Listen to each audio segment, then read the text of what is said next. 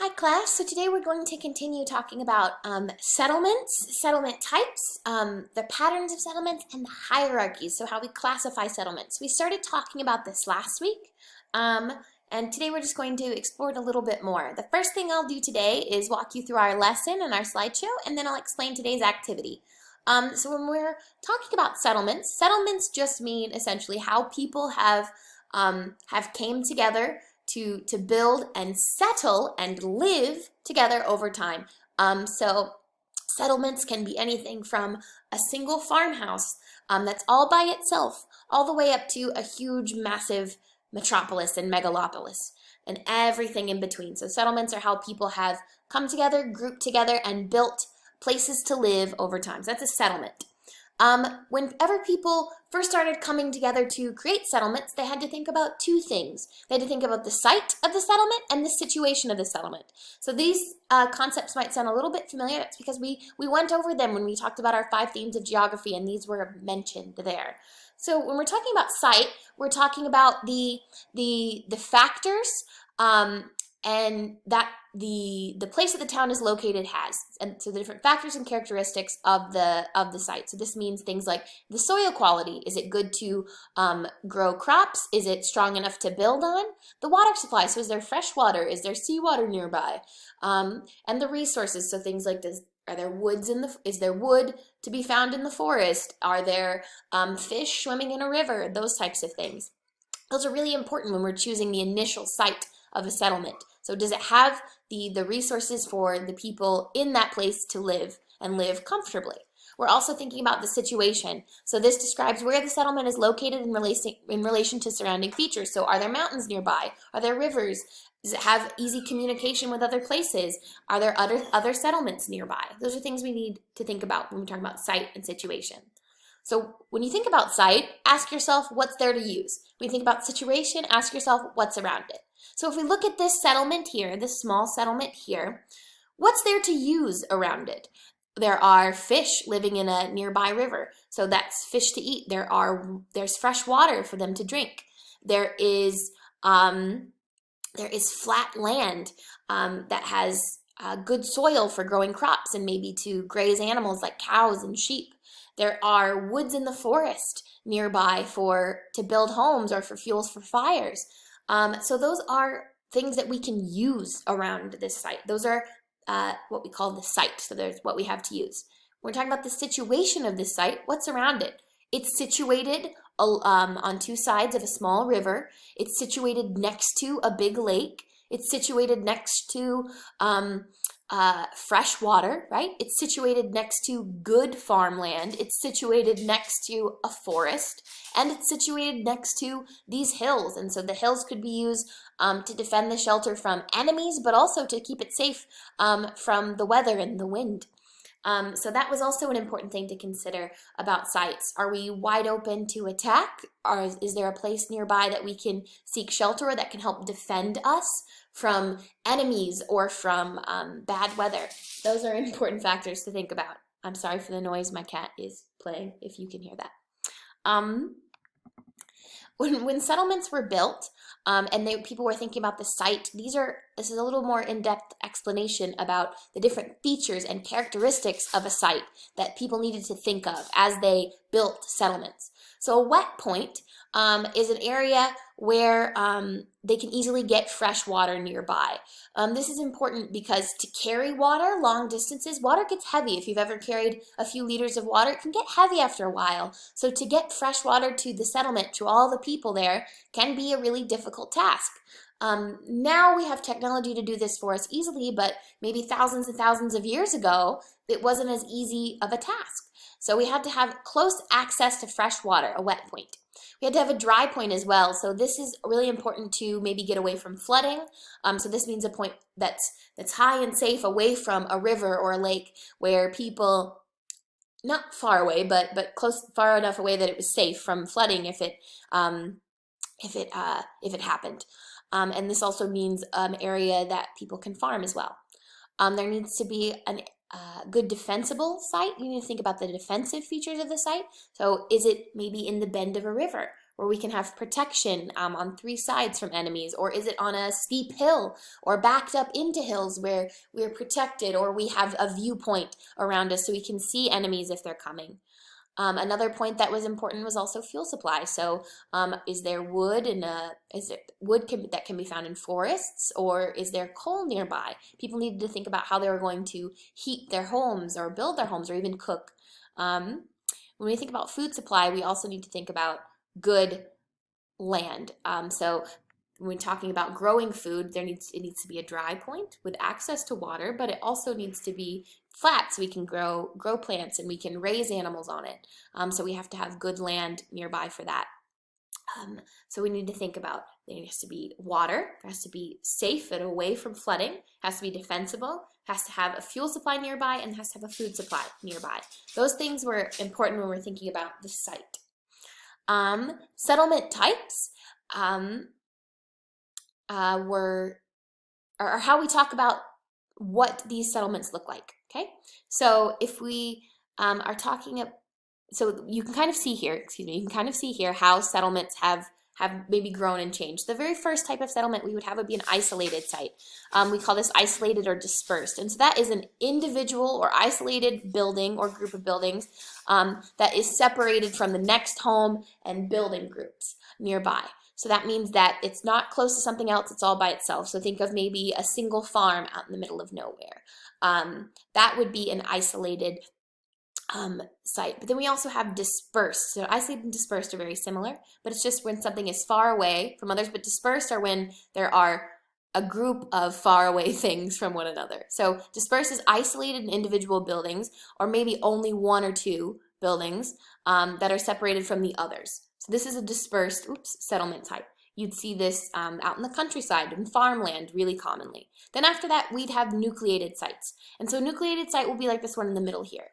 And a nucleated site will grow from a dispersed site. So when we say nucleated, this is where several buildings or homes were initially grouped together for defensive purposes.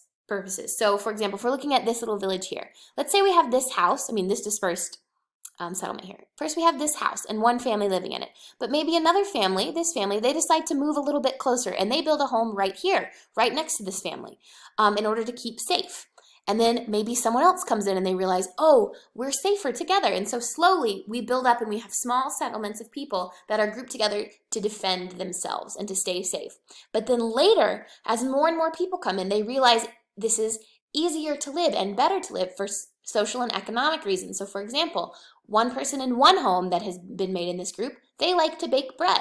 Another person across the street, they like to make, let's say, wine. Somebody else kills animals and is a butcher. And then all of a sudden, you have groups of people working together, sharing their goods, everybody filling a different role, but working together for social and economic reasons. So first in a nucleated settlement, they build together for safety, but then they realize it's easier for us to live together and work together this way, instead of us all having to do it all ourselves. And then after that, after a nucleated site, we have something called a linear or street settlement type. And this occurs when buildings are planned to be built together. So these buildings weren't necessarily planned to be built together. They came together initially for safety, and then they realized how easy it was to live together. But linear means we are planned to be built together, we want to live together, we want to work together, and so we're going to make our homes really organized and really close to one another for convenience and for the best economic practices, essentially. Okay. When we're talking about the hierarchy of settlements, we need to think about three factors. The three factors that tell us how the names of a settlement type, whether it's a city or a town or a village, are population size, so how many people live there, the range and number of goods and services provided, and the sphere of influence or the market area. So how politically powerful it is, so how far-reaching their power is politically, or their how the market area, so how much economic activity is going on inside of it, okay? When we talk about population sizes, in early settlements, Hierarchy was based on the size mainly, because the size really directly correlates to the goods and services provided and the power of the town. So different size settlements have different names. We know this, but although the names and numbers on this image might be a little bit different than what we learned last week when we're talking about the difference between a city and a conurbation and metropolis and megalopolis, these might look a little bit different, but the general idea is the exact same, okay? So don't get caught up in these numbers here, but just look at the general idea, okay? The smallest settlements down here at the bottom, hamlets and isolated farms, those are dispersed settlement types, okay? So these are where people are far apart, not living close together. These are isolated farms and hamlets. These are the smallest settlements. Next, we have nucleated settlements, so where people have started to come together, started to live and work together, first for safety and then for economic and social reasons. And so those are villages, small towns, and small towns. So people coming together, starting to live and work with one another, but not having, massive stores or massive resources available to them. Just small day-to-day goods and services that people need to survive. And then after that, we have linear settlements. So things like large towns, cities, capitals, our metropolises, and our megalopolises. So these cities are planned, they work together, they are the largest settlement types in the hierarchy. So we first start with small, isolated farms and hamlets, and then people slowly start living more and more together, hamlages, villages, and small towns. And then we have linear settlements like large towns, cities, capitals, our big metropolises that we learned about. And just a recap of last week, we talked about goods and services, but these ideas, just remember this concept. Smaller population sizes need less goods and services. Larger need more. So hamlets would be that dispersed settlement type, meaning that they have almost no services at the bottom, virtually nothing. So maybe they don't even have a grocery store. Maybe they don't even have a post office or something like that. It's very small, almost no services, because it's usually just one or two or three people, or one or two or three households. Barely anyone lives there. When we talk about villages, and we start to grow, they'll provide a limited range and number of goods and services, like maybe a village market. It'll provide basic necessities, but there's not going to be complex goods and services like we can find in big cities or capitals or metropolises. We won't not find that there. But as we go through villages and we move up, it'll only get more and more and more goods and services. So as we go up, we'll get more goods and services. It's a review of last week. We've already learned this. So remember, the larger the settlement, the more people, the more services they require. So for today's assignment, what you're going to do is you're going to practice a little bit what you learned today. So we'll look at settlement patterns and hierarchies. So we'll open up this document here, and you're going to answer 3 questions. So our first question is, you're going to look at these 2 sites. If you were going to create a settlement, which one would be a better, more reliable, and safer place to build a settlement? Think about things like resources, defense, and fuel and food supply. So you can use these ideas back here. Site, situation, food and fuel supply, all of those things. Which one of these would be better for a settlement? So you're going to look at these 2 pictures, based on those characteristics, which is better, and just give 3 examples about why one might be better for you to build a settlement than the other, okay? Next, we're going to be working with our next concept about settlement types, okay? We'll practice settlement types. There are 3 pictures here of 3 different types of settlements. You're going to say which one is dispersed, which one is nucleated, and which one's linear, and then explain why. So tell me which one of these has dispersed homes, which one is nucleated, and which one's linear. Explain why. Okay, and then finally, we're going to practice finding examples of each settlement type. So using this template here, you're going to, and also using Google Maps for Albania, so I've already linked it here, Google Maps for Albania. You can also use the satellite view if you prefer, okay? You are going to locate an example of a hamlet, so something that has only a few homes living together, a dispersed settlement type. You're going to find a village, so maybe a nucleated settlement type. And then you're going to find a city, so a linear settlement type, people living together along streets. So you're going to try and find an example of each of these. and you'll take a screenshot and just label the name. So you'll zoom in and out on the Google Earth of Albania, and you will complete that assignment. Good luck with today's assignment. Please comment or send me an email if you have any questions. I will talk to you later. Bye, guys.